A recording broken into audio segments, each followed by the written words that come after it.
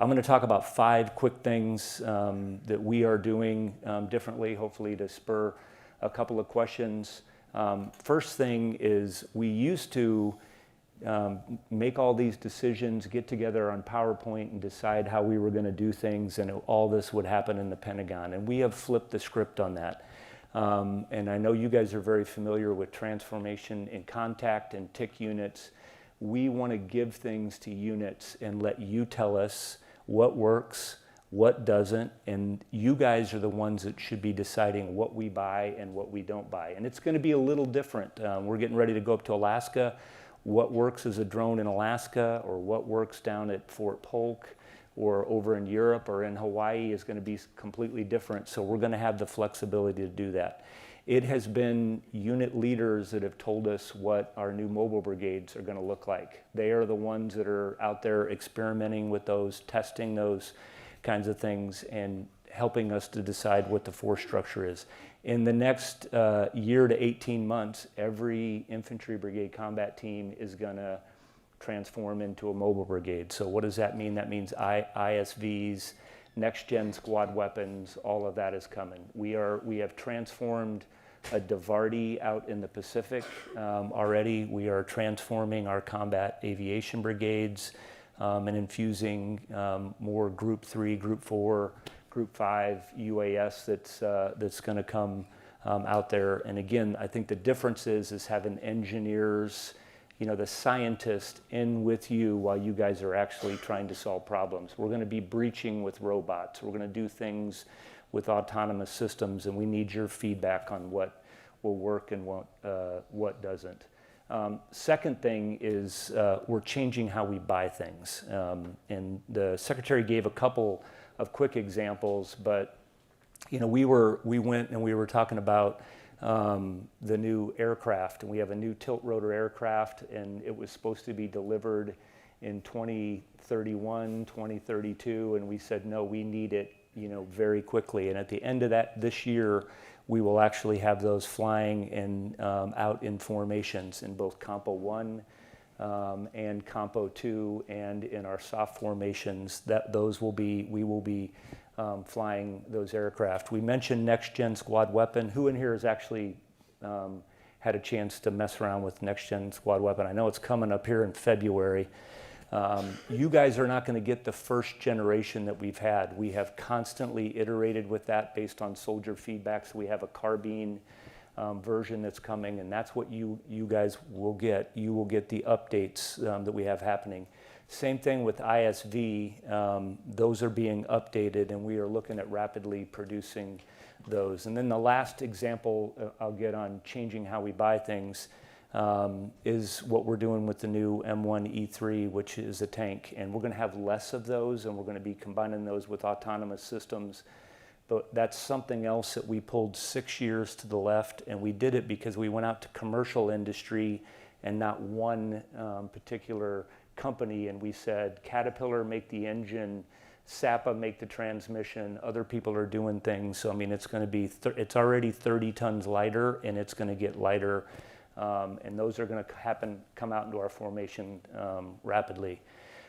Third area we're trying to do is train differently.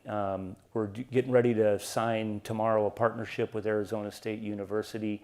One of our goals was to reduce the TDY and going off to courses that you could do things at your local home station using AR, VR, and have other assets that are available to you. So that will, it cuts down on the purse tempo, which I think is important, and we've lived in these formations and know that's important. But the other reason that we have to do that is because the skills change. In electronic warfare, what's happening with drones, that is going to rapidly evolve, and so we are looking at kind of combining what used to be TRADOC, which is now Transformation and Training Command, but actually have that up here at 10th Mountain at 25th ID. 25th ID was our first one that ran through that. We are changing the courses, and we are actually using units to change the program of instruction back at Huachuca and Rucker and Gordon and all those places, so that you guys will talk about what skills that we need to have.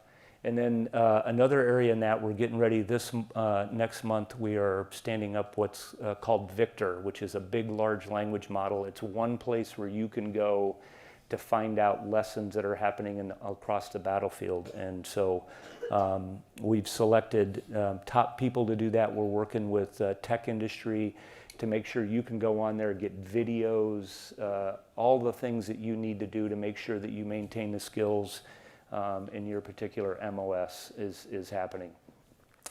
Area number 4 is we're trying to cut all the bullshit out. And by bullshit, I mean all of the, we grew up with 350-1, I think all of us, it was a couple of hundred pages. We have reduced that significantly, and at our level, we want to make sure that you can shoot, move, so driver's training, medical training, we've got it down to the basic tasks. So I'll just tell you, when somebody else says, hey, this is a requirement from the Army, I would ask you to dig a little bit deeper, because we are cutting those back, and what Secretary Hegseth just came out with is going to help us further reduce some of those requirements that we have. You guys here at Fort Drum have been very helpful. DTMS was a system. I always thought it was a big pile of shit. It's been around for a while. You guys are helping us. Again, this is engineers inside your formation telling us what works. And I know they're up here, the software engineers are doing that. So you guys are going to help us do that for the whole Army. But we need something on your own device that you can just plug in, what's happening, get training calendars, all those things that can happen. We can do that. It's very easy. And so, that is, you guys are helping up here to do this for the whole Army. We're also trying to get rid of excess inside of our formation. So I won't ask for hands of who's had to do a layout and count stuff and take care of it, but we are trying to reduce all of the excess that's in our formation to include have a process where people can actually say, hey, this is on our MTO, but we don't need it. And it's not just excess, but why are we continuing to have this in our formation? And that's something else that we are moving very rapidly. I think in the first 90 days we started this, we had 100,000 pieces of equipment turned in. And what I would ask all of you is, it's not meant to be a bureaucratic nightmare. So if the goal is that you go in, give your stuff, sign a piece of paper, and move out, and it takes like 30 or 40 minutes. So I count on the chain of command to let us know where that's not happened. And then 5th is one, and the Secretary mentioned this, we have to stay ruthlessly focused on the basics, on the fundamentals. And again, that's what this unit, and I've been really proud when we go out and check on our folks.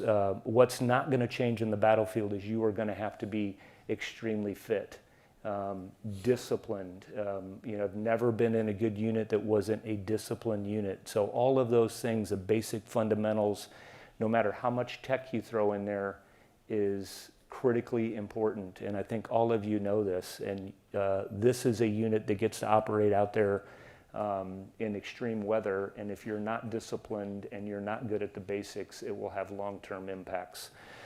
So we appreciate all that you're doing to make sure that you continue to focus on that. So thank you.